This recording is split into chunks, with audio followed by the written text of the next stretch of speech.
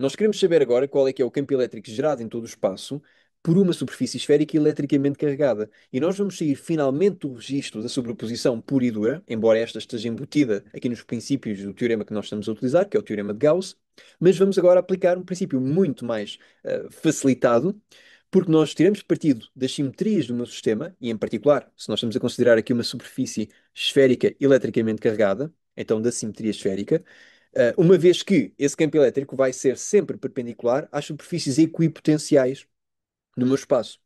E isto é dizer o quê? Bom, em primeiro lugar, eu tenho aqui as minhas cargas distribuídas uniformemente, vamos dizer, ao longo desta superfície esférica. Isto aqui não é um círculo, ok, é uma esfera eletricamente carregada. Só que eu só estou a representar as cargas à superfície apenas aqui neste plano assim de corte. E isto vai provocar, por exemplo, este campo elétrico assim, uma vez que tem divergência positiva e as cargas são positivas, não é? Se as cargas fossem negativas, o campo elétrico apontaria radialmente para dentro, como a divergência positiva aponta radialmente para fora, de forma isotrópica. E por outro lado, também estas cargas gerariam um campo elétrico a apontar assim para dentro, só que aquilo que vai acontecer por simetria do sistema, estamos mesmo a ver por sobreposição, é que as contribuições desta carga nesta direção vão ser anuladas pelas contribuições de qualquer carga que esteja aqui nesta direção também, uma vez que há uniformidade na forma como as cargas estão distribuídas ao longo da superfície esférica.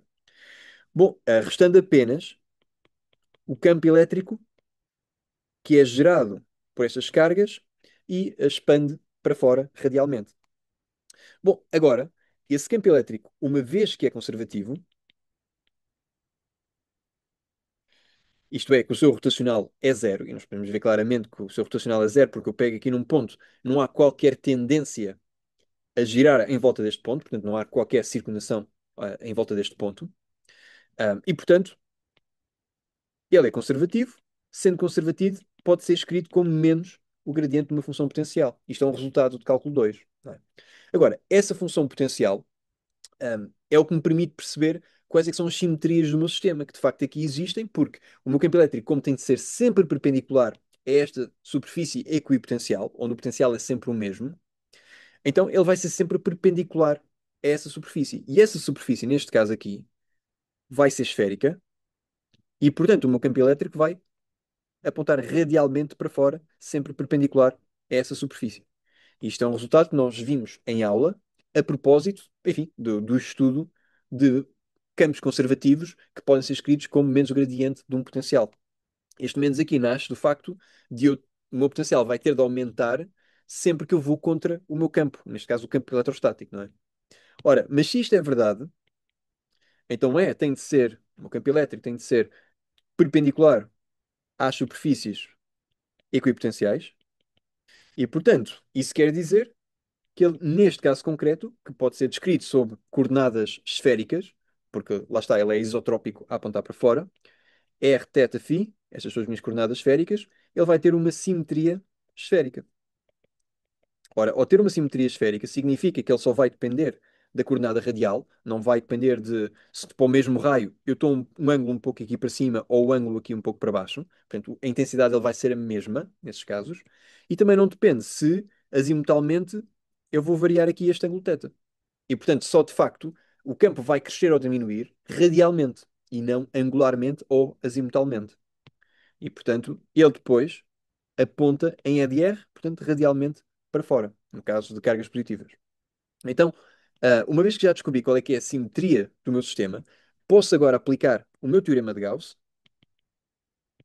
que me diz o seguinte, conforme nós discutimos em aula. O fluxo que vai passar por uma superfície gaussiana, e essa superfície tem de ser fechada para eu não perder informação sobre, enfim, campo elétrico que esteja a passar, se tiver lá um buraco, perco informação naturalmente sobre o fluxo que está a passar por esta superfície, não é? E, portanto, sobre o campo e a sua descrição a partir das cargas geradoras de campo. Bom, e é o fluxo então que está a passar por essa superfície gaussiana, que eu vou chamar S.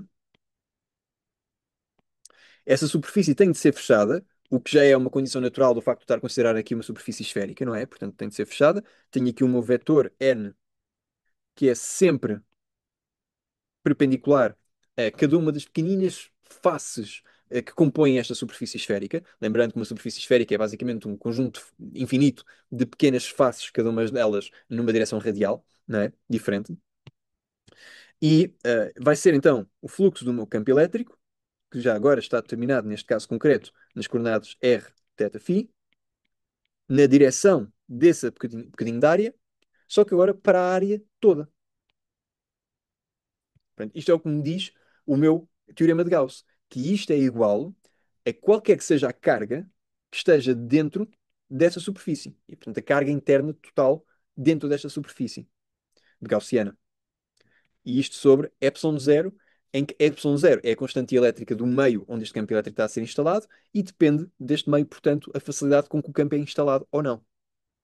Bom, e este aqui então é o meu teorema de Gauss. Como é que eu aplico o meu teorema de Gauss neste caso concreto? Bem, então vamos considerar, desde logo, duas regiões aqui do espaço. Porque eu sei que o meu campo elétrico aqui pode ser um, que eu ainda não sei qual é, quer dizer, vimos-lo intuitivamente, não é? Mas ainda não utilizei o teorema de Gauss para o calcular. E aqui há de ser outro, correto? Porque agora já tenho uma divergência positiva em que os campos já não se anulam, como acontecia internamente, porque agora já não encontram simetricamente nada que os possa permitir anular. Bom, então vou considerar esses dois casos diferentes. Vamos primeiro considerar o caso em que R é maior do que o raio da minha esfera. A esfera que está eletricamente carregada. Portanto, aquela que contém as cargas à sua superfície. Bom, aplicando o teorema de Gauss neste caso, aquilo que eu vou ter é o seguinte.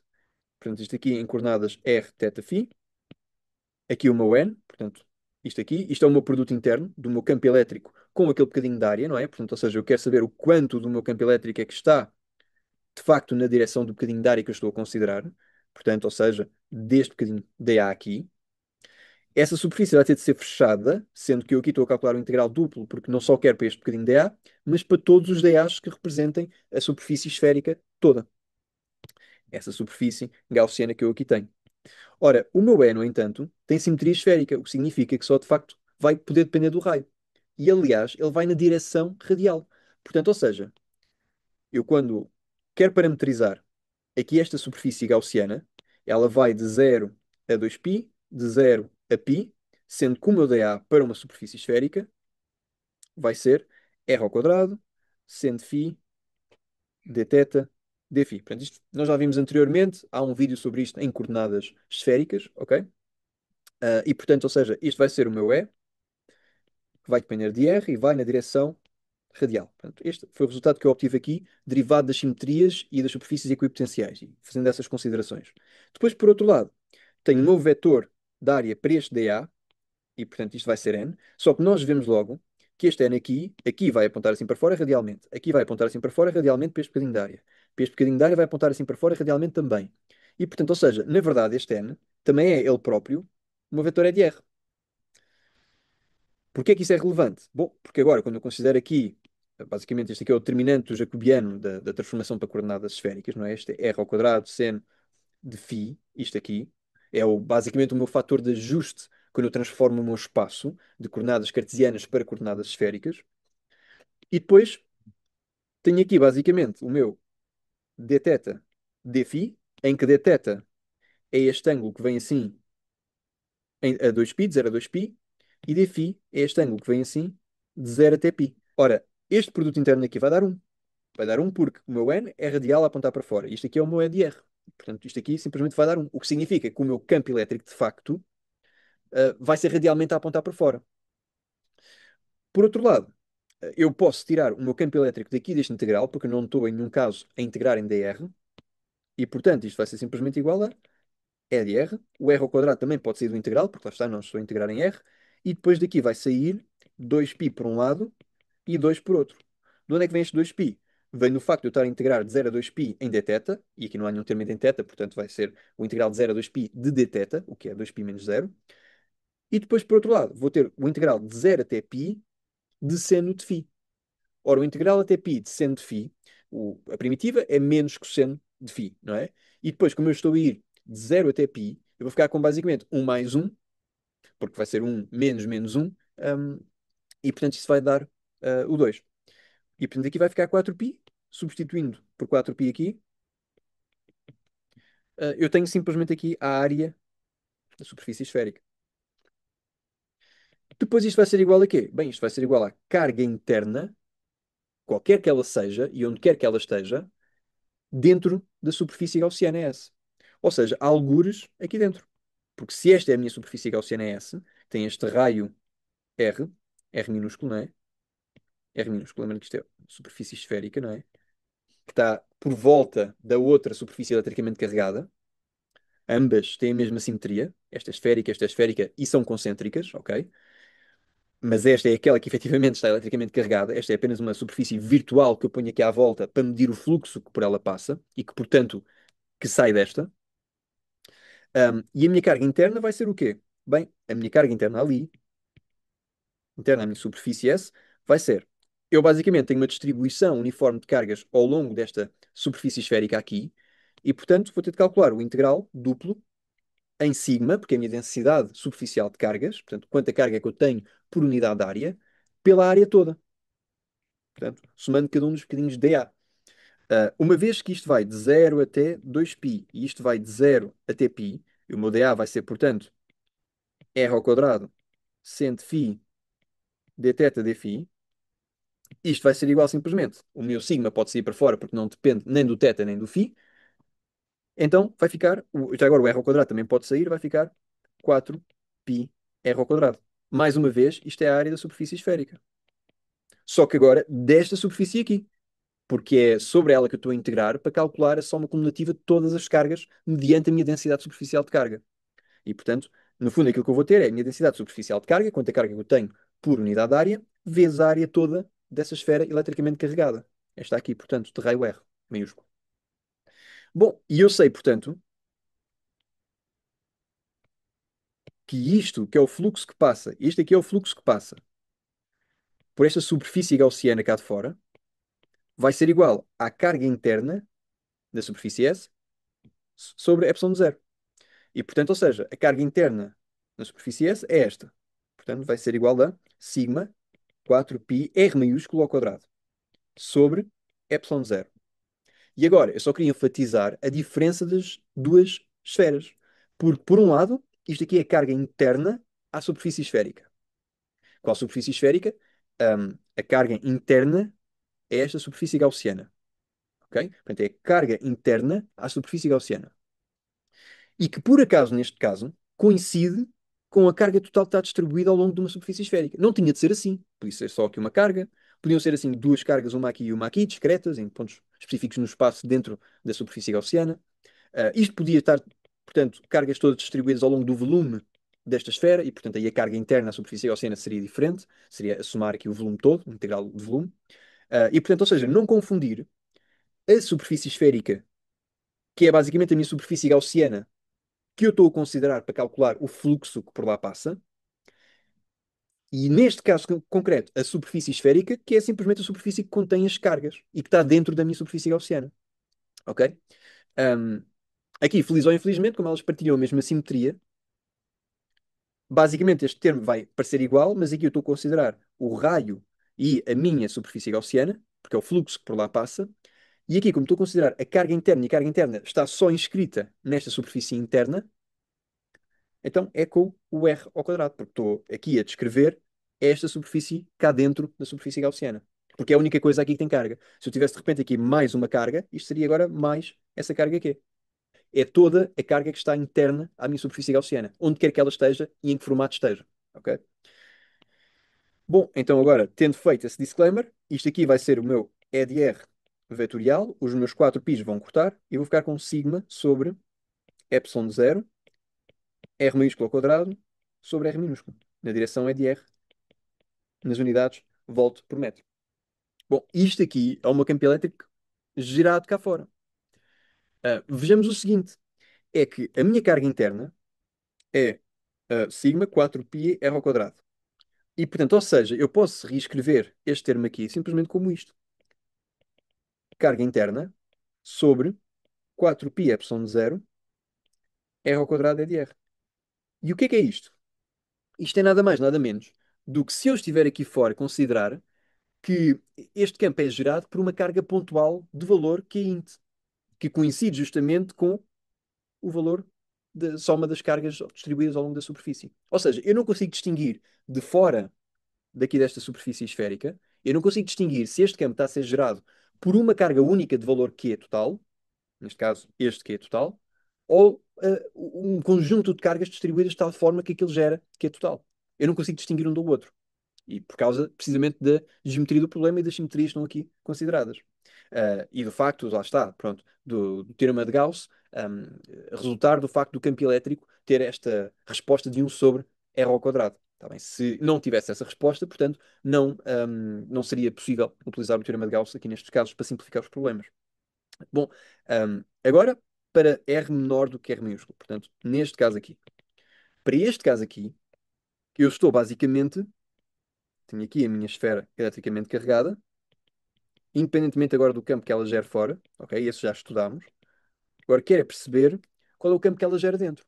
Intuitivamente nós já vimos o que é que acontecia, pelo princípio da sobreposição. Eu somava todas as contribuições e elas cancelavam-se mutuamente, em qualquer ponto aqui da minha, interna à minha superfície esférica eletricamente carregada. Ora, mas se eu utilizar também o meu teorema de Gauss, eu tenho em primeiro lugar de desenhar uma superfície gaussiana, respeita a mesma simetria, claro.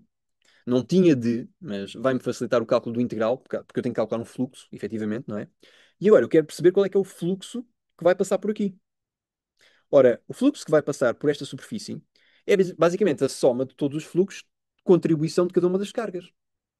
E, portanto, como o fluxo aqui é cancelado pelo fluxo que passa por aqui, o fluxo que vem por aqui é cancelado pelo fluxo que passa por aqui, e aliás, esta carga aqui insere aqui um fluxo que entretanto sai por aqui, bem, basicamente eu não vou ter fluxo nenhum.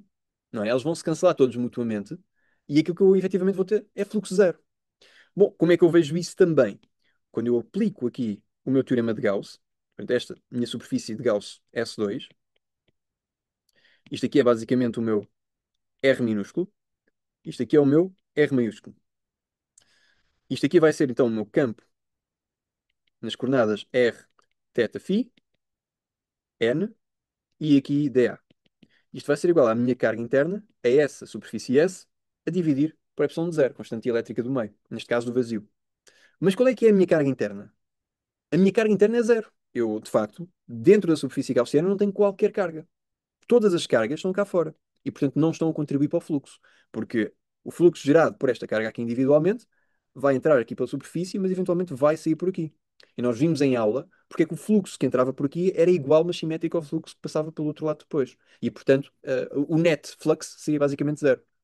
Então, ou seja, a carga interna ali é zero e, portanto, este termo é zero. Se eu expandisse este termo aqui, pelos mesmos motivos de simetria, os mesmos argumentos anteriormente descritos, isto seria E de R 4π R ao quadrado, seria, portanto, isto igual a zero. O meu 4π não é zero, claro. O meu R ao quadrado também não é zero. E, portanto, isto aqui tem que considerar aqui o fator que aqui não inclui o zero, não é? Faltava-me esse pedaço. E depois, isto só pode significar que o meu E de R é zero. Ou seja, o meu campo elétrico dentro desta esfera eletricamente carregada, superfície esférica, é simplesmente zero. Ou seja, só existe campo elétrico apenas cá fora. Falta-me um ponto no espaço, ou melhor, um conjunto de pontos, mas que está parametrizado para ser uma superfície esférica, que é precisamente este aqui, quando R é justamente igual ao raio da própria superfície eletricamente carregada. Ora, eu já sei lidar com estas situações, não é? Nós fizemos no passado para o plano infinito, quando estávamos a trabalhar ainda até com a sobreposição. Como é que eu lido então com esta situação? Bom, eu tenho aqui a fronteira e sei que isto aqui é a minha superfície esférica eletricamente carregada. Pronto. Isto seria, por exemplo, close-up sobre este pedaço aqui. Portanto, o meu EDR aponta assim para fora. O meu EDR aponta assim para fora. E o meu campo elétrico, já vi, ele só existe cá fora e pronto, aponta assim para fora também, pela expressão que nós encontramos há pouco. Se as cargas fossem negativas e esta densidade superficial de carga fosse negativa, ele passaria a apontar para dentro, em equilíbrio eletrostático, sempre perpendicular a esta superfície, não é? Porque se ele não estivesse perpendicularmente a esta superfície, ou seja, independentemente do meu desenho estar bom ou mau, isto aqui eu posso até representar se calhar um bocadinho melhor. Isto é suposto ser uma superfície esférica, certo?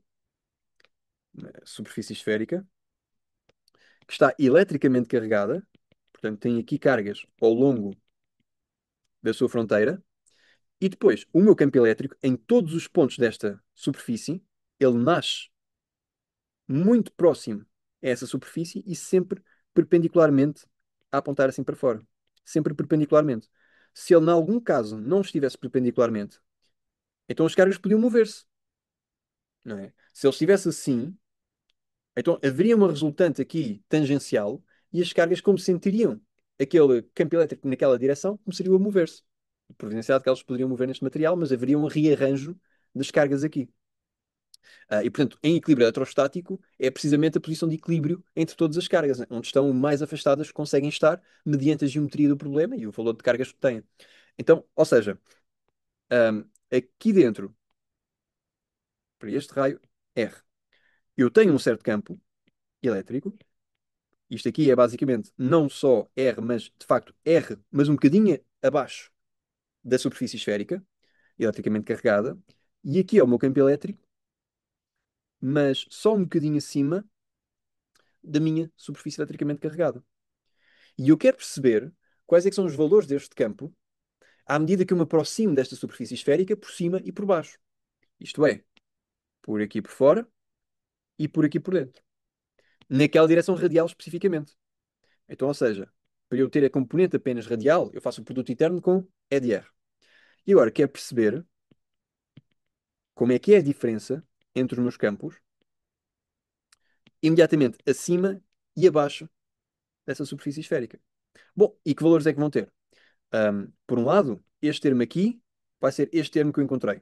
Portanto, vai ser sigma sobre epsilon de zero, r ao quadrado, e pronto, aqui é de R, produto interno com E de R, vai dar um menos. E agora, o meu campo elétrico um pouquinho abaixo deste raio, exatamente nesta circunstância aqui, vai ser zero, e portanto isto é igual a zero. Aqui eu coloquei o meu R mais, é o meu raio R, um bocadinho só, um delta acima desse raio R, portanto, ou seja, eu estou basicamente, por exemplo, aqui, em que isto aqui é um deltazito, ok? E portanto, ou seja, esta distância aqui, deste cá do centro, seria justamente R mais delta, em que o delta é muito pequenino, é um valor positivo muito pequeno, isto seria então basicamente o meu R mais, ok? Esse delta tende para zero, ou seja, eu aproximo cada vez mais dessa superfície por fora, e portanto eu aproximo isto ao meu R, mais que na verdade ao meu R. Então estou a convergir para o meu raio R, mas sem lhe tocar no entanto. Portanto, ou seja, isto aqui é muito próximo. À medida que eu me aproximo, este termo aproxima-se de 1. Este termo tendencialmente torna-se 1. Ou seja, isto é igual a sigma epsilon de zero, que é diferente de zero. E portanto, para R igual a R maiúsculo, ou seja, quando eu estou sobre a superfície esférica eletricamente carregada, não existe. Porquê? Porque diverge. Não é? À medida que eu venho por aqui por baixo, basicamente ele é zero, o campo elétrico. À medida que eu venho por cima, o campo elétrico não é zero. E quando eles tendem a encontrar naquele ponto, tendem para valores diferentes. Por baixo tende a ir para zero. Por cima tende a ir para sigma sobre epsilon de zero. Dependendo, portanto, da carga que eu tenho ali, distribuída ao longo da superfície, e da facilidade ou dificuldade que eu tenho em instalar um campo elétrico segundo a constante elétrica do meio. Neste caso, no vazio. Agora, posto isto, onde é que está então descrito o meu campo elétrico? O meu campo elétrico vai depender apenas do argumento radial e vai ser radialmente a apontar para fora e vai assumir dois valores possíveis, sendo o primeiro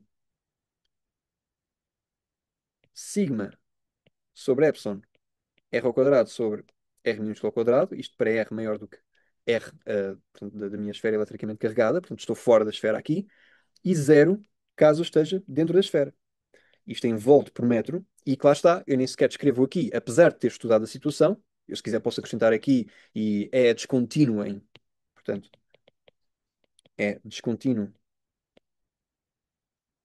em R igual a R, e portanto não existe precisamente para aquele raio, e portanto quando eu tenho uma superfície eletricamente carregada, aquilo que me está a dar a entender é que geralmente eu não tenho ali uma continuidade do campo elétrico. Tá bem? E, portanto, o meu campo elétrico pode ser descontínuo quando eu faço estas transições ou tenho estas fronteiras, às vezes de um meio para o outro, às vezes de um condutor para um não condutor, e portanto eu tenho que ter sempre cuidado de perceber nas transições se há ou não continuidade do meu campo elétrico, porque pode haver continuidade.